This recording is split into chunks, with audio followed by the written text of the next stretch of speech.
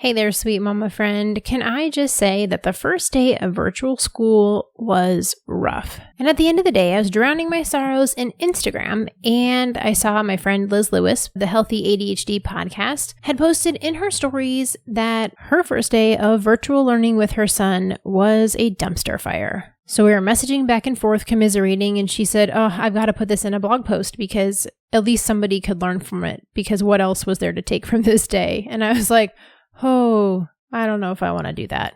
But she planted the seed, and I promise to always be honest with you, and that means not just sharing the ways to make things better, but also sharing the struggle that caused me to come up with the ways to make things better. So here we go. Day one of virtual kindergarten was a dumpster fire. If you think about a dumpster fire, it's like you take this stinky dumpster plus the explosive nature of fire, and you put them together and you have this exponentially more problematic situation, because it's not just like the ratcheted up level of the stench. Like you've got exploding glass bottles, and like the whole thing just ends up being significantly worse than had you just had a stinky dumpster and a fire. And virtual school is like that. You have the stinky version of school that we're all in, plus you take the explosive nature of ADHD and you got a dumpster fire. And since you always feel a little bit better when you know you're not alone, let's commiserate. Welcome to Motherhood in ADHD. I'm your friend, Patricia Sun. My mission is to be a lighthouse for mothers with ADHD, helping you find your path to success by learning to appreciate your ADHD as an asset. I'm seeking to change the paradigm that ADHD means your life is doomed to be a hot mess. So I'm sharing strategies and encouraging you in your pursuit of happiness to love who you are every day of your ADHD life.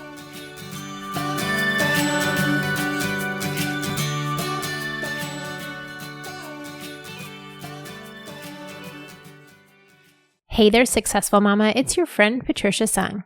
Well, in true ADHD fashion, I realized I have completely forgotten about reading reviews from iTunes. So let me go ahead and drop one of these in here.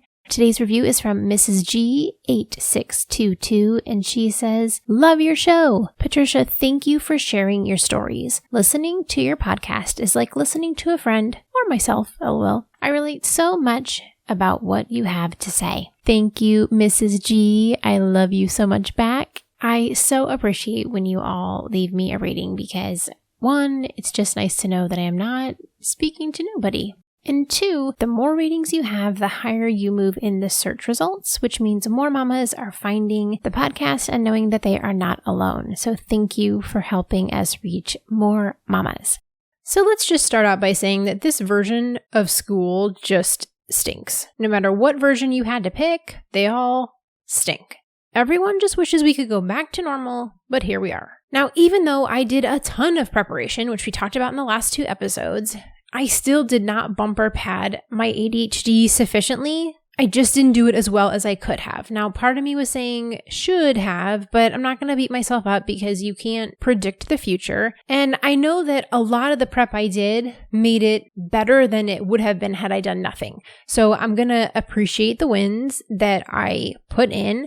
I'm focusing on the strengths, but I'm not going to beat myself up over the weaknesses. I am really trying hard to let go of fixing my weaknesses, but I do need to bumper pad them, because if you don't have some kind of safety net to keep you on track, you can get into major trouble. So, strengths. What did I do well? I followed my own advice. When I prep my episodes, most of the time it's a spark from what I'm doing in my life, what's going on with me, what am I working through? And then I expand from there on what I think from that would help you as well. So logistically speaking, I prepared well. I did a lot of prep work, getting us up earlier, the 2 weeks before school, and getting his workspace ready. And you can go back and listen to the last 2 episodes. You can listen to the episodes from last year. Episodes, 25 covers just basic back to school prep. 26 talks about supportive partnerships with your teacher. 27 talks about meet the teacher. 34 talks about parent-teacher conferences. And then our previous episode talked about all the logistical things you can do to get ready. I have put together a free downloadable checklist that goes through what you as a parent can do to prepare your child for pandemic-style school. So if you're going to school in person, things that your child should practice and prepare for ahead of time. And if you're doing at-home virtual learning, what are the 4 things we're looking for in a good workspace, as well as practical suggestions on how to get those accomplished. I will link that in the podcast description, and you can head over to my website, patriciasung.com/resources. Now, 2 episodes ago, we talked all about having a healthy mindset going into this pandemic version of school. So I thought I was in a good spot. I'm a former teacher. I can do this, not a problem. I felt good about the situation as well as you could, given this crappy situation. My heart was just breaking for what about the 98% of moms who aren't teachers and don't have that teaching background, or how are they handling this? And that's why I put together the last 2 episodes to help you get on the right track. But I didn't spend enough time, or maybe I didn't even know that I needed to think about how would I actually be feeling on this day? How would my son be feeling? And preparing the 2 of us emotionally, visualizing the feelings and the hurdles that we would have to come over this day. And this is where the dumpster fire happened. Obviously, I expected there to be tech issues and taking a while to log into stuff. That all was kind of yeah. And I knew my kid wasn't going to be able to work the computer that well right away. But there were some big red flags that part of me feels like I should have caught. But you know what? Hindsight's 2020. Clearly, I didn't. And so I hope that you can learn from me so that if you're starting virtual school in the next couple of weeks, you can be more mentally prepared than I was. So first item, lowering our expectations. The first week is just weird. I can think back to when I was a teacher. I feel the same way about it. The first week of school is just weird. And if you're not familiar with the first week of school, you can think about the first day or the first week that you start a new job. What does that look like? That first day, for sure, and a good portion of your first week actually looks nothing like your actual job. You're doing things like filling out your W-2, touring the building, meeting the people you're going to work with, boring training classes, learning how to work the equipment. It really doesn't look anything like what you actually would do on a normal basis. What are you going to do day to day? That first week looks nothing like the actual work day. Now, the same thing applies to school.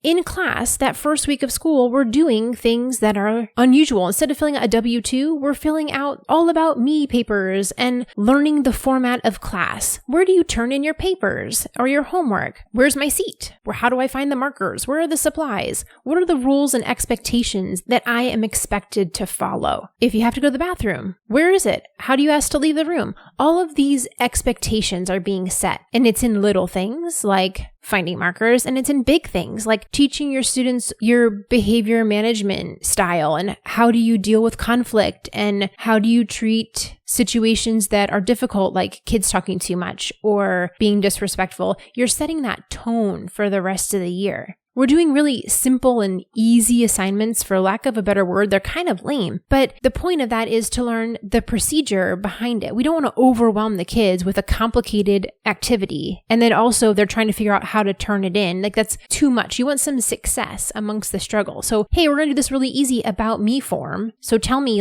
your favorite colors and what do you like to do outside of school? And then I'm going to teach you how we turn papers in so that when you're actually doing the hard brain work, turning your papers in is easy. We're spending time logging into things and how do we use a computer and sorting out technology issues. All of this effort that goes into the first day and the first week of school doesn't really look anything like our actual school day. Because once you have your procedures set, the kids know exactly what to do when they come in. They know where to sit. They know what to get out. They know what to have on their desk, what needs to be put away, and they're ready to learn in the first minute of class, as opposed to the 25 minutes we talk about these kinds of things on the first day. So even though I know as a former teacher that this is the kind of stuff we do in that first day, I didn't think about the fact that this is going to take up a huge amount of time on the first day. And this stuff is really boring for adults, let alone for a 5-year-old. We can all think of that awful training class we've been to where clawing your eyes out with sporks, boring training classes. This is the equivalent for 5-year-olds.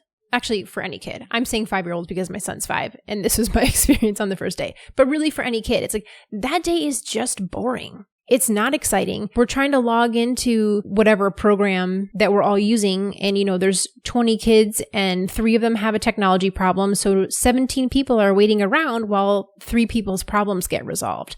It is a boring day.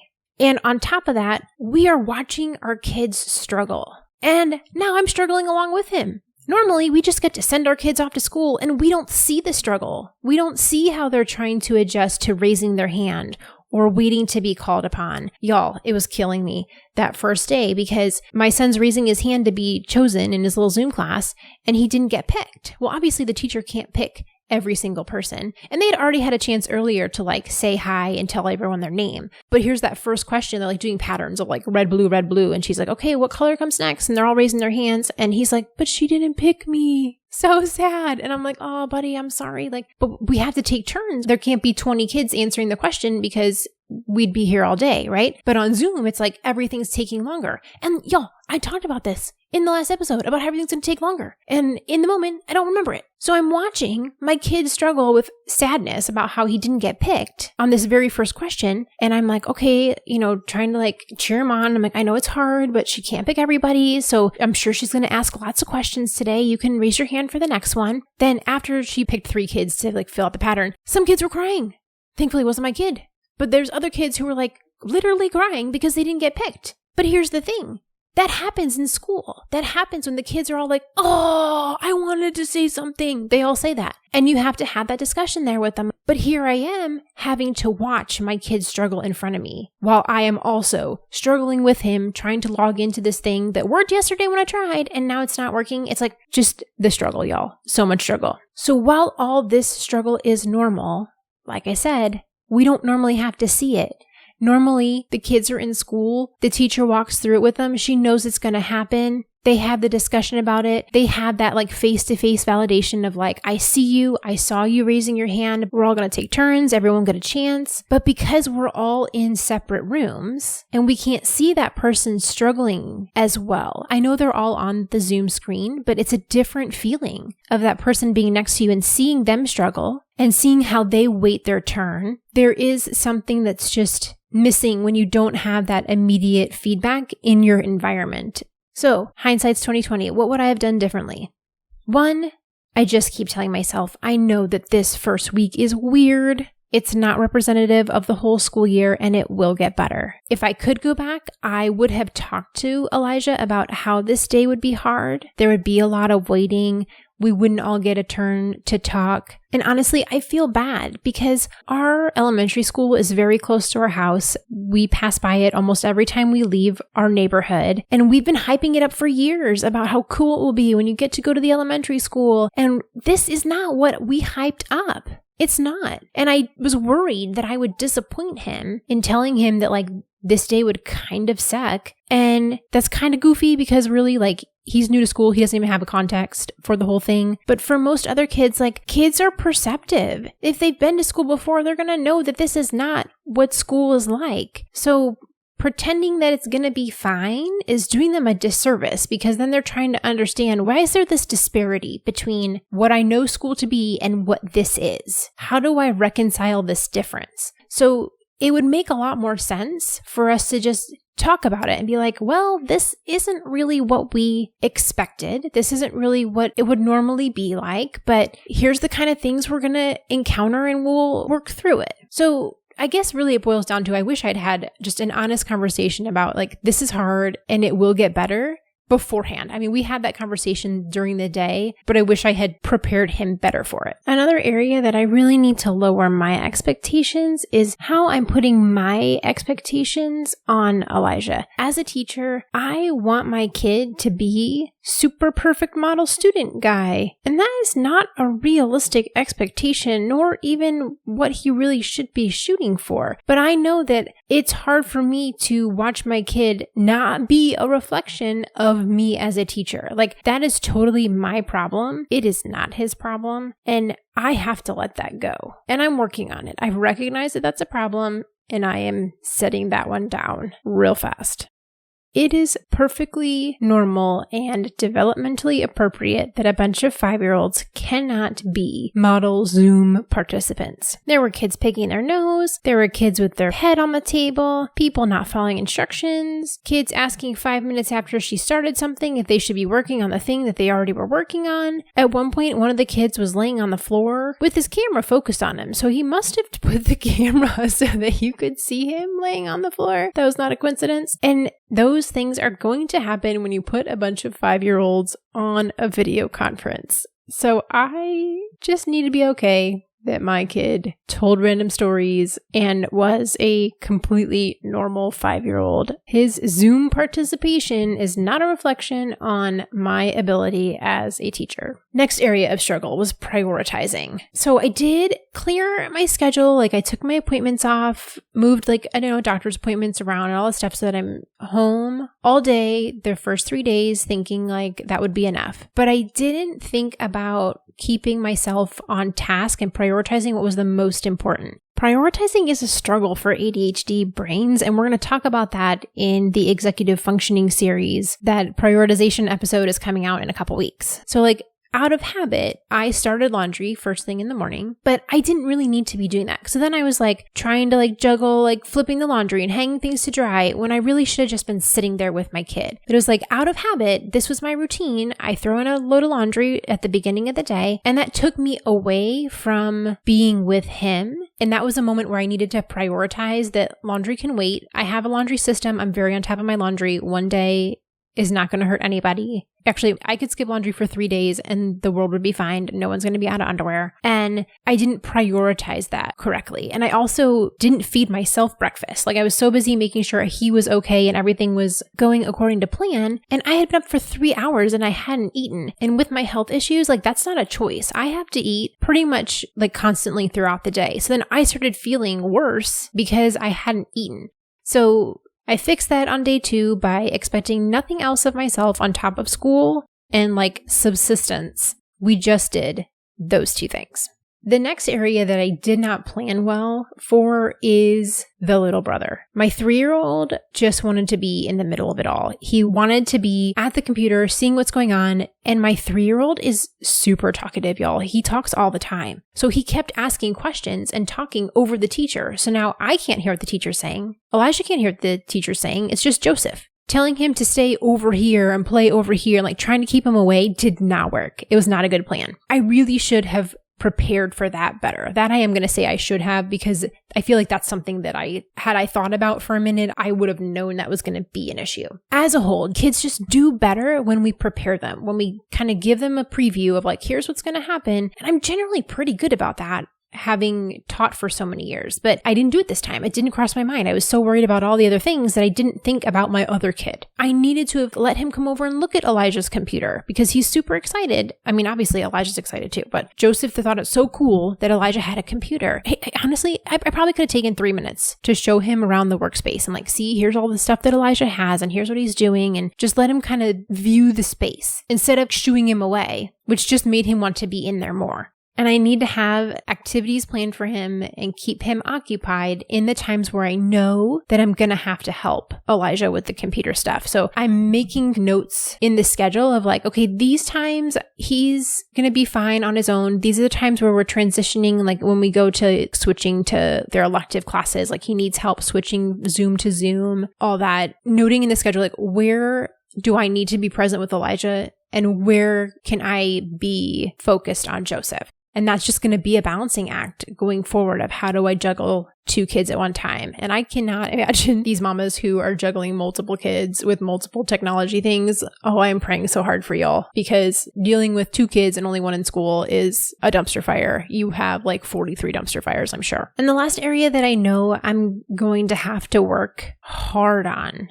and really put in some diligent work is self-reflection. Before we started our back to school series, I was talking about executive functioning. So we've been doing 1 episode a week on the different areas of executive functioning. And I have not yet recorded the episodes about self-monitoring and emotional regulation because they are are beasts. So I definitely saved the 2 beastly executive functions for last, and don't you know, they reared their beastly heads in this dumpster fire. I'm not mad at myself, but I do want to take time to reflect on the struggles because I deal with these things every day, every moment, and I always want to do better. I can't get rid of the dysfunction in my brain in these 2 areas, but I can set up some strategies and prepare myself and be a little better next time. And over time, I see improvements in the executive functions as I work on the skills to bumper pad these areas of weakness. Because remember, our goal is not to change ourselves, but it is to be aware and then help mitigate when these weaknesses are really going to knock us on our rear. So I was super frustrated and overwhelmed on Monday. But why? Frustration and overwhelm, these feelings are secondary emotions. They are caused by something else. So you have to dig in and be like, okay, what was causing the frustration? What was causing the overwhelm? Certainly, number 1, big red flashing lights was sensory overload. Trying to listen to the teacher on Zoom and toggle between the screens and make sure we're on the same page, or even just trying to keep an ear out to what she was saying while trying to do other things. Answering my son's questions at the same time, make sure that he was doing what he needed to while little brother is talking over the instructions. You throw in the fact that I'm struggling with some health issues right now. I'm not feeling super great. And it was flat out transitions hell. In case you're not familiar with transitions, they are also part of executive functioning. I talk about them, especially in the flexibility episode. Flip-flopping your brain between things is just harder for us. So trying to do all those things at one time and constantly flipping between all the different modes was just too much. But here's the thing, there's not much to do about it. You just have to power through this juggling act for a few days and it will get better. Cut out everything else that's going on and just do the bare minimum on these first few days of school. Knowing ahead of time that it's going to be hard makes it a little easier because we're not surprised by it. When we're surprised by the struggle, it is so much harder than if we had prepared for it. It's still going to be a struggle no matter what. We can't eliminate the struggle, but we can set ourselves up for a more successful day with the procedures and the prep work in place. On top of that, and still in that overload category, was a lot of the parents were talking in a GroupMe message. And flat out, this riles me up. I want to help them because I have my teacher background, but at the same time, I don't want to come across as bossy. And that's a whole other can of worms that I'm not going to open today. But I don't know these people yet, and I don't want to make a bad first impression. And I'm irritated by the people whining and all the doomsdayers, and I want to defend how hard the teachers are working, and I want to help because I know there's ways to make this better. And I can't fix everybody's problems. It is not possible. It's also not my responsibility. So if I know that this thing is riling me up, I need to just step away. I stopped engaging in the conversation. I tried not to read it until I was having a technical issue when I couldn't get onto one of the Zoom meetings, and instead I vented to my sisters. And I also have to keep reminding myself that I don't know other people's situations. I don't know how stressful this is for them or what else they're trying to juggle on top of it all. And I can't be Judgy McJudgerson because I don't know. So I just had to walk away from that. I also recognize that one of the things that was adding to my frustration is that a lot of this is out of my control. There's the portion of being technically like in a classroom and not being in charge. That is hard for me. I want to be in charge. I want it to do it my way because I know my way is good. But this isn't my job. My job is to facilitate it for my son.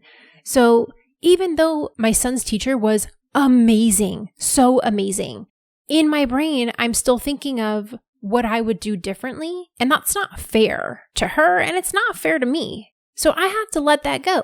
What's also out of my control is keeping up with this new schedule. I have a pretty solid routine, and now this routine is totally different and I am not in charge of it. I didn't decide how it was going to flow. It's not based on what works for me. by any means. Plus, on top of that, the schedule was off from what we thought we were going to be doing because we were having tech issues at the beginning of the day, which apparently all of the nation was having internet issues, Zoom issues, because hundreds of thousands, probably millions of people started school that Monday. And it was just too much for the system to handle. I have to be kind with myself and know that I will get used to the schedule. I will be able to figure out as we go what are the times that I need to be nearby, what are the times where he'll be fine working on his own. We will get there. But it's going to take time, and I just have to be patient, which is not our strong suit.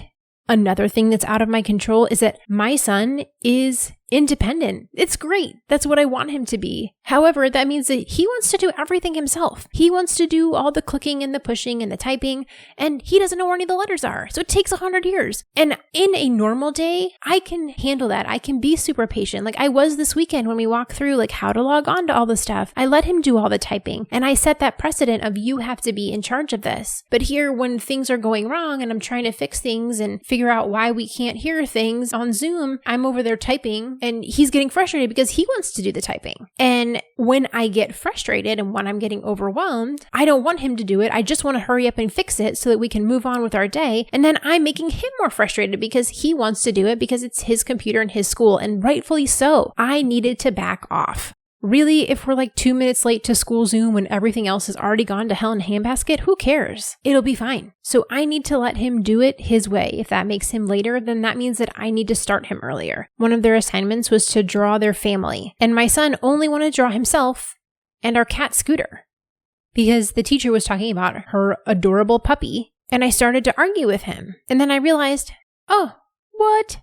This is not my problem. I'm just going to go ahead and take this off my plate. I said, okay, if you want to do it your way, why don't you go ahead and ask your teacher if that's okay? If you can just do what you want to do instead of doing what your teacher has asked you to do, go ahead, you can ask her. Ask her if that's okay with her. And while my tone was probably a little snarkier than necessary, he got the point. He thought about it, like, do I really want to ask her that? And he's like, no. He realized, like, she's going to tell him to do the assignment as she asked him to do. And he went ahead and drew the rest of the picture, grumpy and not happy that I didn't let him do what he wanted to do. But this is where I need to let go of the control and say, okay, you go ahead, see what happens when you choose that route. I can't keep buffering him and keeping me in the bubble. Hey, okay, sure. Go see how that turns out. Let me know. That's a safe place for him to try out something and realize that the consequence was not worth it.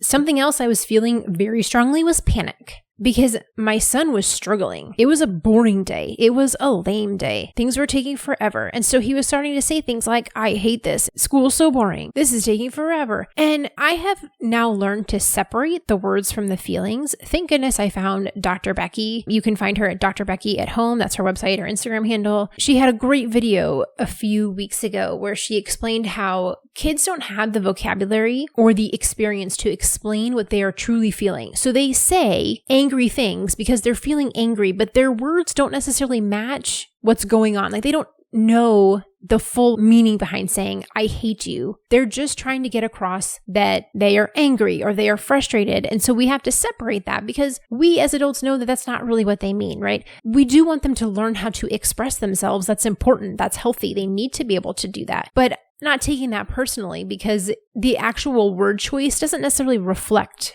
accurately what he's feeling. So I followed her advice of recognizing that he is struggling, and I, affirmed that yes, this is a really long day. We are waiting a long time. That is really hard to do. And validate those feelings, but also explaining, hey, yeah, all these things are hard. This is frustrating, but we're going to keep going because we can do hard things, and not taking that personally. But that was a panicky moment for me at the start. Like, I'll be honest, it took me like a good 30 minutes to remember Dr. Becky's words of wisdom, but that made a big difference. And side note, when my husband asked him how his day was at the end of the day, he was like, oh, it was great. Here, I just spent 7 hours listening to, this is boring, it's taking too long, I hate school, blah, blah, blah. And he tells my husband it was great. Our kids are struggling in the moment, but overall, that doesn't mean that their takeaway from the whole day is that it was terrible. We can help direct them with our reactions of, yeah, that was really hard. Yeah, that was frustrating. Oh, I wish that didn't take so long, too. too. And then after that validation, we have the choice as the grown-up to say, am I going to be negative Nelly about it? Or am I going to encourage him and say, I see you being so patient while you wait for your new friends to figure out their computer stuff. Pointing out what they are doing well and how we can do good things. That's so much better of a choice for us as the grown-up than to be like, this sucks. They will leach our negativity into how they viewed the day. So even though on the inside, I was straight up panic lady, frustrated lady, overwhelmed lady, I kept turning it back to, and we're doing hard things and we're making it and we're going to keep going and tomorrow's going to be better. And he took that on as well. I think I was telling him that so much because I needed to hear it. On that side, okay, somewhat better. I'm glad I didn't totally blow that one. And the last overwhelming feeling that I had was sadness. As a teacher, I was so excited for my son to go to school, and I hadn't realized what level of disappointment I was feeling at this version of school until I was actually in the middle of it. Like, I knew I was sad about it, but I didn't realize how sad. And I'll be straight with you, I literally cried in the middle of virtual PE because it was not going how I hoped. I was overwhelmed at that point. It was sensory overload. I was frustrated. I was panicking. I was sad. I was angry. I was irritated. It was not going how I had hoped, how I had envisioned my son going to kindergarten. And I finally just broke down into tears. And I thought I was far enough away that he couldn't see me, but he got frustrated at virtual PE. I should have had him put shoes on. He was doing it barefoot. His feet hurt. He comes over and he's like, whoa, what's wrong with you? I went, huh? And he's like, Mama, are you okay? And I said, super honest. I was just like, I'm frustrated. This day has been hard and I want you to love school so much. And I know that this day was long and it was hard and I wanted it to be more fun, but I know that it will be better tomorrow and the next day. It was a short explanation of why I was so frustrated. And I think that was good for him. I think he needed to know that I was frustrated too and it was okay. And you know what? He sat there and gave me a hug for like 10 seconds. And then he was like, okay, I'm going back to virtual PE class, and went right back in. And that is the resiliency that I want to teach my son, that it is okay to just sit with our feelings for a minute and be like, oh, and feel the weight. Because if we sit with them for a second, that gives them a chance to resolve instead of stuffing them down or shoving them in a box in the closet and ignoring them. Uncomfortable feelings resolve quicker if we just sit with them for a minute. And then we tell ourselves we can do hard things and we move forward. Now, I can confidently say that day 2 was way better than day 1, but it was still hard. And again, it'll get better as we learn how to do all of these things. I mean, my kid can't even work a mouse yet, so we're keeping expectations low. And here in Houston, we have 2 days off because Hurricane Laura's making landfall. Like 2020 needed to bring any more hardship, but I'm rolling with it. I'm going to enjoy the 2-day break because holy overload Batman, I needed it. So I hope that you can learn from my mistakes and my wins, even though I feel like the wins were a lot smaller than the struggle. I know it wasn't as bad as it could have been. I am sure there were so many parents on that same struggle bus with me. And while I know that day 1 was a dumpster fire, I also know that this is the right choice for our family. Unfortunately, I'm immunocompromised. We don't have the luxury of choosing to be out and about yet, and we'll make it work. We'll figure it out. And this episode has served as a time of self-reflection for me to sit down with my thoughts and figure out what it was that it was really hard. What was the struggle in that? Because when you have ADHD, not only do you have all this executive dysfunction and the sensory overload and all these struggles, but on top of that, it's like all swirling around your head at the same time, and it's hard to sort out what the actual problem is. It's very frequent that when you ask someone with ADHD, what's wrong? The answer is, I don't know, because they're not actually sure. They don't know. But we do know deep down it's in there floating around in the mess. We just have to take some time to sift through and sort it out and figure out what is actually difficult about this. Where was I struggling? And now I can sit here and say, I know that my struggles were A, B, C, D, and E, and I have plans for A, B, and C. I don't know what I'm going to do about D and E, but I can't fix them all right now. So I'm going to focus on working on A, B, and C because I know what I can do about that. And now D and E can just marinate in the back of my brain while I work on what I can work on.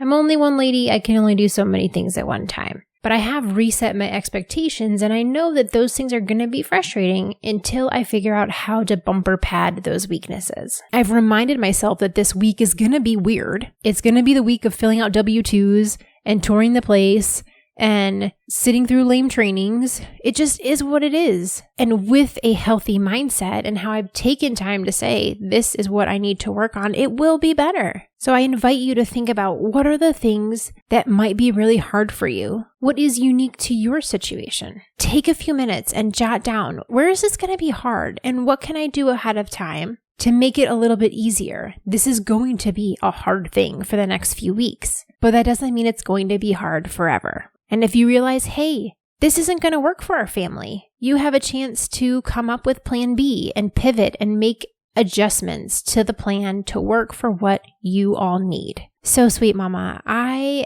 am praying fervently for you to have peace in this time, for you to have sanity, for you to find ways to take care of yourself and find some quiet and separate from the noise.